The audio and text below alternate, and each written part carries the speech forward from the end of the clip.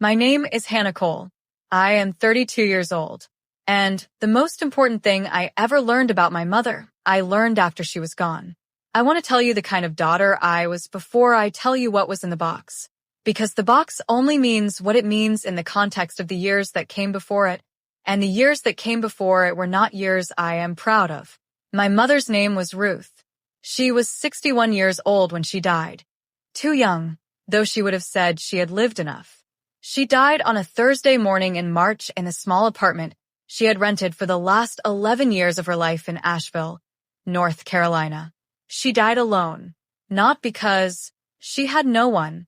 I was 2 hours away in Charlotte, but because I had, over a period of years, made myself difficult to reach in the specific way that adult children make themselves difficult to reach when they have decided, for reasons they believe are sound, that a parent is not who they say they are. I had decided my mother was not who she said she was. I had been wrong.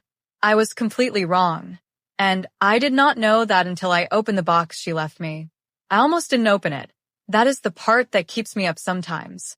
How close I came to setting it aside, to letting it sit in my closet, to never knowing. The box was old and plain and held together with twine, and was not the kind of object that announces itself as important. It looked like the kind of thing you find in a deceased parent's apartment and set aside to deal with later, and then deal with later never comes. I almost let later never come. But before I tell you what was inside, please like and subscribe to the channel and tell me in the comments where you're watching from. Now, let's begin. My parents divorced when I was 9 years old. Divorce at 9 is old enough to understand that something has broken and young enough to be entirely dependent on the adults around you to explain what it means and whose fault it was. Children absorb the story they are given. I was given a story. My father, Gregory, was the one who stayed in my daily life after the divorce. My mother moved out of our family home in Greenville, South Carolina, and, after a period of difficult transition, settled eventually in Asheville. The arrangement was shared custody on paper, but in practice I lived primarily with my father and saw my mother on alternating weekends and school breaks. My father was not a cruel man. I want to say that clearly because it matters for understanding what happened. He was not deliberately malicious. He was a man who had been hurt by the end of his marriage and who processed that hurt, as some people do, by constructing a version of events in which the person who had hurt him was the full cause of everything that had gone wrong. He did not sit me down and instruct me to distrust my mother. He did something subtler and more pervasive than that. He questioned her. Every story she told, every explanation she offered, every account of her own life or her history or her feelings, he questioned it in front of me with the mild and reasonable tone of someone simply being accurate. She said she had been sick and couldn't make it to my school play. My father said she had the dates wrong, and wasn't that like her? She said she had sent a birthday card. My father said it must have gotten lost, with a small smile. She said she had tried to call. My father said he hadn't heard the phone ring. Small things. Each one individually dismissible. Together, over years, constructing in me the specific architecture of a child who has been taught to doubt one parent without ever being explicitly instructed to. By the time I was a teenager, I had absorbed the lesson so completely that I did not experience it as a lesson. I experienced it as my own perception. My mother seemed unreliable.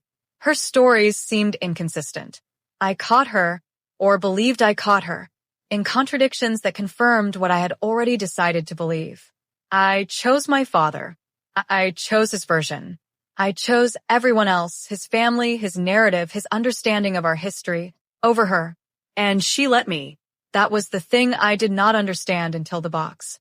She let me doubt her without fighting back in the way that would have required her to fight my father, which would have required me to be caught between them, which she was not willing to do to me. She absorbed my doubt. She kept showing up. She kept calling, even when I did not call back. She kept sending birthday cards. I know this because the records of them were in the box. She kept being present in the small ways available to her, while I kept the larger ways closed. She died on a Thursday morning in March, and I drove to Asheville to collect her things, and the apartment manager handed me one old box with my name written on it in my mother's handwriting, and I put it in my car and drove back to Charlotte and set it on my kitchen table. And then I left it there for 11 days. I opened it on a Thursday evening. 11 days after my mother died. I don't know exactly what moved me to open it that particular evening. No specific reason, just the accumulated weight of it sitting on my kitchen table and the growing sense that leaving it longer was its own kind of decision I wasn't ready to make. I cut the twine. I lifted the lid. The box was organized. My mother had always been organized, which was one of the things my father had questioned. He implied her organization was a performance, a management of appearances. What was in the box was not a performance. It was the careful preservation of a private record that no one was ever supposed to see except me. The first things I found were the birthday cards. Every card she had sent me for 23 years. She had kept copies, photographs of each one before mailing it, in a small album at the top of the box. Not because she expected to need them, because they were hers. The record of a mother who had not stopped marking the years of her daughter's life, even when her daughter had stopped welcoming it. I looked through the album. 23 years of birthdays. My handwriting on the return address of one card. I had been 15 and had sent her a birthday card that year, one of the few times I had initiated contact in those years, and she had kept the envelope. Just the envelope with my handwriting on it. I set the album aside and kept going. The next section was letters. Not from me, from my father, written during their marriage and in the period immediately surrounding the divorce. I had not known these letters existed. My mother had never mentioned them. I will not describe their full contents here because some things belong to the people who wrote and received them, and the dead have no means to consent to exposure. What I will tell you is that the letters showed, in my father's own handwriting in the specific language of intimate communication that people use when they believe only one person will ever read what they are writing, a portrait of the marriage that was entirely different from the one I had been given. My mother had not left my father. My father had asked her to go. The reasons were his, documented in his own words, having nothing to do with the unreliability and inconsistency that I had spent 23 years believing were her essential qualities. She had not told me.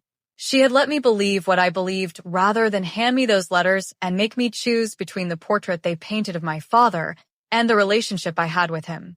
She had protected me from the choice by absorbing the cost of it herself. I kept going through the box. There were medical records, documentation of the times she had genuinely been ill and unable to travel. Times that had been explained away to me as inconsistency, as flakiness, as Ruth being Ruth. The records showed something different. They showed a woman who had been managing a chronic health condition for 15 years with the specific quiet competence of someone who does not want to burden other people with what they are carrying. She had been sick, repeatedly and genuinely, in the years when I had been told, when I had believed, that she was simply making excuses. There were receipts. Birthday gifts that had been sent and never acknowledged, holiday packages, the documentation of a woman who had kept sending things into a silence that rarely sent anything back. There was one letter she had written to me and never sent, addressed to me, sealed, my name on the envelope. I held it for a long time before I opened it. It was not an accusation. I want to say that clearly. It was not the letter of a wronged person cataloging her wrongs. It was a letter that began, "Hannah, if you are reading this, then I am gone, and you have found the box. I hope you understand now. But if you don't, that is okay too. I need you to know that I never stopped." She wrote about the birthday cards. She wrote about the letters from my father, explaining that she had kept them not to use them, but so that someday, when I was old enough and she was gone, there would be a record that was not dependent on anyone's memory or anyone's version. She said she had not wanted me to lose my father on top of everything else, and that she had made a choice and that she stood by it even if it had cost her me. She said, "I know you thought I was lying. I was not lying. I was just waiting for the right time to tell you the truth, and the right time kept not coming, and then I ran out of time. I'm sorry about that. I'm sorry I didn't find a way earlier. I was afraid of what knowing would cost you, and I kept choosing your peace over my own defense, and I think that was the wrong choice. But it came from love. Everything I did came from love. That was always true even when you couldn't see it." She said, "I don't need you to feel guilty. That is not what the box is for. The box is just the truth. What you do with the truth is yours." I sat at my kitchen table on a Thursday evening 11 days after my mother died, and I read that letter twice, And then I sat in the particular silence of a person who has understood something too late. I called my father the following weekend. I did not tell him about the box or the letters immediately. I needed time to think about what I wanted to say and how. I am still thinking about some of it. Some conversations require more preparation than others, and the conversation I need to have with my father is one I am not yet fully ready for. What I can tell you is that when I speak to him now, I hear things differently. I hear the particular cadences of someone who has been constructing a version of events for 30 years and believes it completely. I do not hear malice. I hear a man who hurt someone and found it easier, over time, to revise the story than to sit with the original. I understand that. I understand how it happens. I did it myself. I revised my mother into someone untrustworthy because that revision was easier than the alternative, which was to examine why I was being led toward it. I drove to Asheville on a Saturday in April, 6 weeks after my mother died. I had not been to her apartment since the day I collected her things, and I needed to go back. Not for anything practical, just to be in the space where she had lived. The apartment manager let me in. The rooms were empty now, waiting for the next tenant. But the afternoon light was the same light that my mother had lived in, coming through the west-facing window the way it does in Asheville in April, warm and particular. I stood in the empty living room for a while.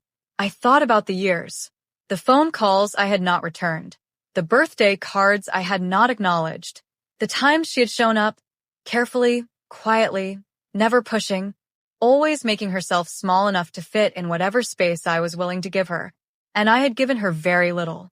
She had not stopped. That is what the box said, most fundamentally. She had not stopped for 23 years. She had kept sending things into the silence. She had kept photographing the birthday cards before she mailed them. She had kept the one envelope with my handwriting on the return address.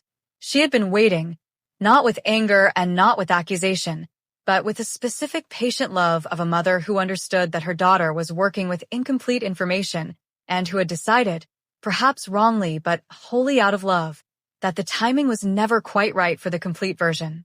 And then she ran out of time. The box is on my bookshelf now.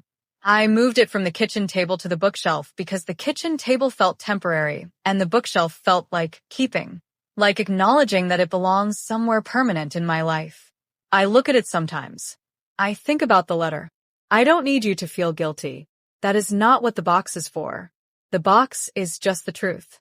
I am trying to use the truth the way she said, not as fuel for guilt, which she specifically asked me not to do, but as information, as the corrected version of a story I had been living inside for 23 years, and as the beginning of understanding who she actually was now that I have the full picture.